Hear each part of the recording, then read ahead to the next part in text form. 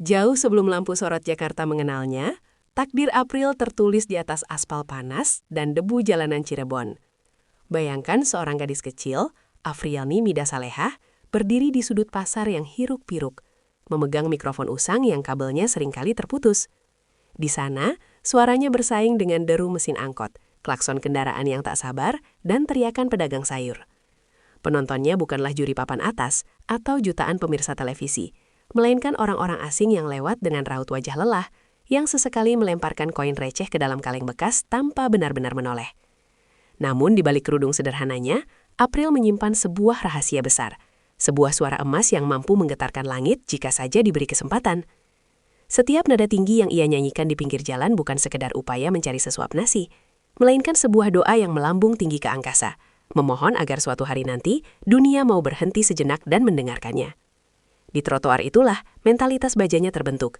Ia belajar bahwa untuk didengar, ia harus bernyanyi dengan seluruh jiwanya, meski dalam kesunyian apresiasi.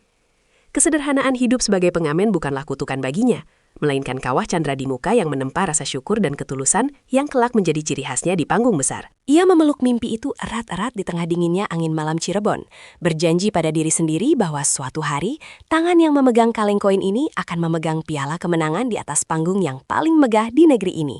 Ketika pintu audisi Da Akademi 7 terbuka, itu bukan sekedar kompetisi menyanyi bagi April, melainkan sebuah gerbang menuju kehidupan yang selama ini hanya ada dalam lamunannya saat berteduh dari hujan. Dengan langkah yang sedikit gemetar namun tekad yang bulat, ia menanggalkan rasa minder sebagai anak jalanan dan berdiri di hadapan para legenda musik tanah air. Bayangkan tekanan yang ia rasakan. Ia yang terbiasa bernyanyi tanpa aturan di jalanan, kini harus diuji secara teknis, dikritik secara tajam, dan ditonton oleh jutaan orang yang siap menghakimi.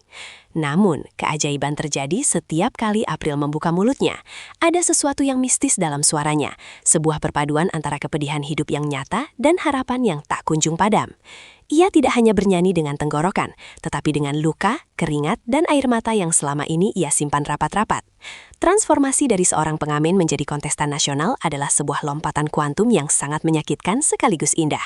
Ia harus belajar memakai gaun mewah yang terasa asing di kulitnya, belajar berjalan di atas panggung yang licin, dan belajar menghadapi kamera yang seolah-olah bisa menembus hingga ke relung jiwanya. Perjuangan April di tahap awal DA7 adalah bukti bahwa bakat tidak mengenal kasta, bahwa seorang gadis dari sudut kota kecil pun memiliki hak yang sama untuk bermimpi setinggi langit.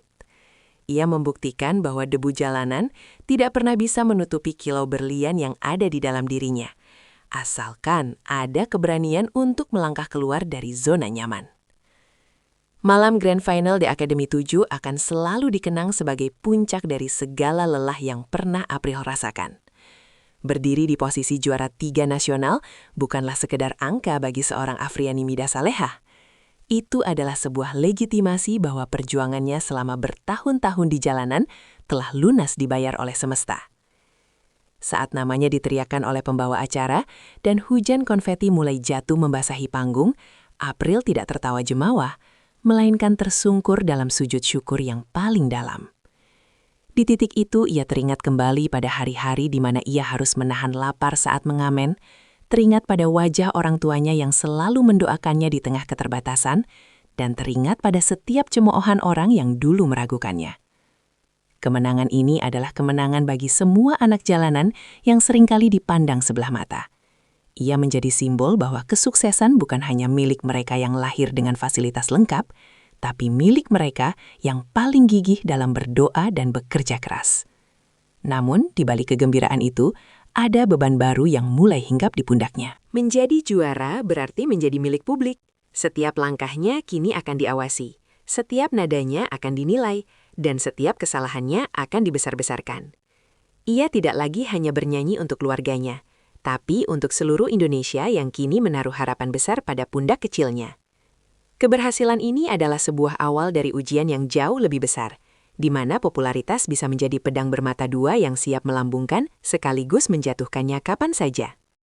Di tengah karirnya yang mulai stabil, sebuah kejutan besar datang menghampiri, sebuah undangan kolaborasi dari sang raja dangdut, Rhoma Irama.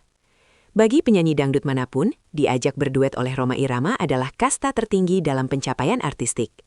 Ini adalah pengakuan langsung dari legenda hidup yang telah membentuk sejarah musik Indonesia. Namun, bagi April, Undangan ini seperti pedang Damokles yang menggantung di atas kepalanya. Bayangkan perasaan seorang gadis muda yang dulu hanya bisa melihat Rhoma Irama dari televisi tetangga, kini harus berdiri tepat di sampingnya, menyanyikan lagu-lagu legendaris yang memiliki standar kesulitan sangat tinggi. Ada beban sejarah yang luar biasa berat.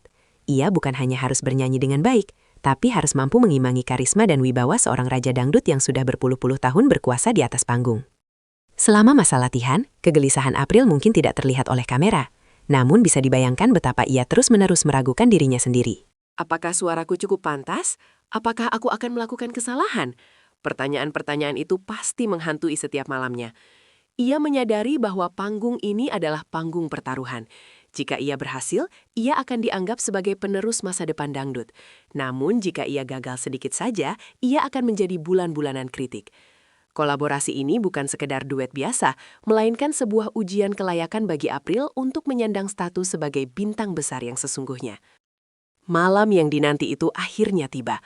Lampu panggung meredup, musik orkes soneta mulai mengalun dengan megah, dan jutaan pasang mata tertuju pada sosok April yang berdiri di samping Rhoma Irama. Suasana di studio begitu hikmat, hampir terasa sakral. April tampil dengan balutan gaun yang anggun, mencoba menyembunyikan getaran di jemarinya. Ketika bait pertama dinyanyikan, dunia seolah berhenti berputar. Ada momen di mana suara April terdengar sangat merdu, namun ada pula detik-detik di mana tekanan mental itu terlihat jelas dari sorot matanya yang sedikit tegang. Bernyanyi berdampingan dengan Rhoma Irama membutuhkan ketenangan jiwa yang luar biasa, karena sang maestro memiliki aura yang sangat dominan. April berusaha sekuat tenaga untuk memberikan yang terbaik, memberikan setiap napasnya untuk nada-nada yang ia nyanyikan. Namun, di dunia hiburan yang kejam, satu kesalahan kecil seringkali lebih diingat daripada 1000 kebenaran. Mungkin ada sedikit ketidaksinkronan nada atau ekspresi yang dianggap kurang nyambung dengan sang legenda oleh mata para kritikus dadakan. Di panggung itu, April sedang mempertaruhkan seluruh reputasi yang ia bangun dari nol. Ia memberikan jiwanya.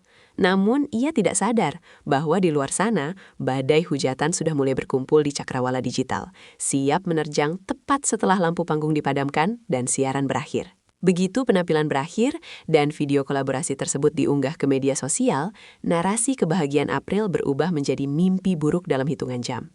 Kolom komentar berubah menjadi medan perang penuh kebencian. Kata-kata seperti tidak pantas, suara standar, hingga merusak lagu legenda membanjiri lini masa seolah tanpa henti. Netizen yang tidak pernah tahu bagaimana rasanya mengamen di bawah terik matahari, tiba-tiba merasa memiliki hak untuk menghancurkan mental seorang gadis muda. Hujatan ini terasa sangat personal dan kejam. Mereka tidak hanya mengkritik teknik vokal, tetapi juga menyerang keberadaan April di samping sang legenda. Kenapa bukan penyanyi senior saja? Atau April belum levelnya? Menjadi kalimat-kalimat yang berulang-ulang menyayat hati para penggemar setia April. Rasanya sangat ironis melihat bagaimana seseorang yang berjuang dari titik terendah justru dihantam habis-habisan saat ia mencoba naik ke level yang lebih tinggi. Bagi April, membaca komentar-komentar itu mungkin terasa seperti ditusuk ribuan jarum tak kasat mata. Satu penampilan yang dianggap kurang sempurna oleh sebagian orang seolah menghapus semua kerja keras dan prestasi yang ia raih selama ini. Di titik inilah, kata-kata karir berakhir mulai bergaung kencang, menjadi sebuah vonis prematur yang dilemparkan oleh orang-orang yang hanya melihat hasil akhir tanpa pernah menghargai proses panjang di belakangnya. Di tengah gempuran hujatan yang membabi buta, ada sebuah pemandangan yang mengharukan. Bangkitnya para penggemar setia April. Mereka yang menyebut diri mereka sebagai pelindung sang idola tidak tinggal diam melihat April dihujani kata-kata kasar. Bagi mereka, April bukan sekedar penyanyi, melainkan cerminan dari harapan mereka sendiri.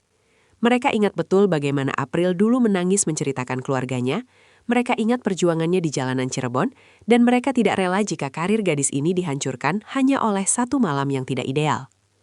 Para fans mulai bergerak secara organik, memenuhi kolom komentar dengan kalimat-kalimat penguat dan bukti-bukti video penampilan April yang luar biasa di masa lalu.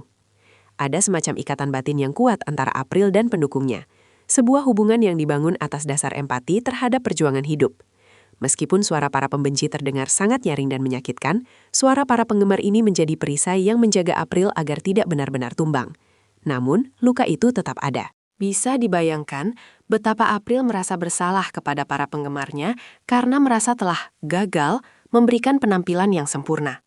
Kesedihan ini bukan hanya milik April secara pribadi, melainkan sebuah duka kolektif dari komunitas yang mencintai kejujuran dan ketulusan dalam bermusik, yang kini dipaksa menghadapi kenyataan pahit betapa kejamnya dunia digital. Bagaimana seorang gadis muda menghadapi kebencian ribuan orang secara serentak? April punya dua pilihan, membalas dengan kemarahan atau memilih jalan kesatria dengan mengakui kekurangan. Dan luar biasanya, April memilih jalan yang paling sulit, jalan kerendahan hati. Melalui unggahan yang sangat menyentuh, ia tidak menyerang balik para pembencinya. Ia justru berterima kasih atas kritik yang diberikan dan meminta maaf jika penampilannya bersama Rhoma Irama belum memenuhi ekspektasi banyak orang. Sikap ini adalah sebuah tamparan bagi mereka yang menghujatnya. Di usianya yang masih muda, April menunjukkan kedewasaan mental yang jauh melampaui rata-rata orang dewasa di internet. Ia memilih untuk menelan kepahitan itu sendiri, menjadikannya pupuk untuk pertumbuhan jiwanya di masa depan. Tidak ada drama, tidak ada sindiran balik, hanya ada komitmen untuk belajar lebih keras lagi. Respon ini menunjukkan bahwa meskipun suaranya mungkin sempat goyah di atas panggung, karakternya tetap kokoh seperti batu karang. Ia sadar bahwa berdebat dengan kebencian tidak akan menghasilkan apapun. Fokusnya kini kembali pada akar perjuangannya, musik dan keluarga. Dengan memilih untuk tetap bersyukur atas kesempatan yang diberikan Tuhan, April sebenarnya sedang memenangkan pertempuran batin yang jauh lebih besar daripada sekedar urusan teknik vokal. Banyak yang bertanya, apakah karir April benar-benar berakhir? Jawabannya justru sebaliknya. Ini adalah fase inisiasi yang akan membuatnya menjadi bintang yang tak tergoyahkan. Setiap legenda musik pasti memiliki momen di mana mereka jatuh atau dikritik habis-habisan.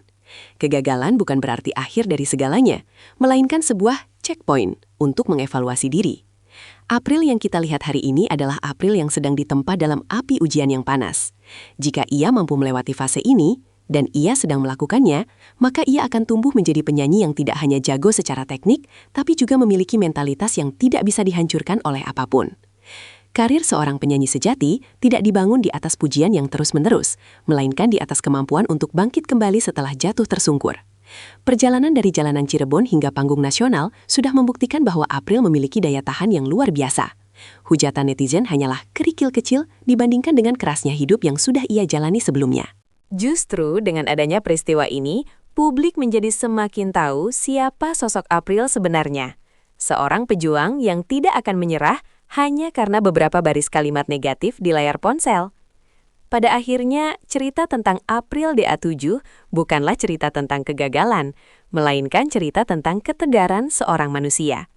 Suatu hari nanti, ketika April berdiri di panggung yang jauh lebih besar dengan kualitas vokal yang semakin matang, kita akan mengenang fase hujatan ini sebagai bab penting yang mendewasakannya. Ia akan membuktikan bahwa suara dari jalanan tidak akan pernah bisa diredam begitu saja.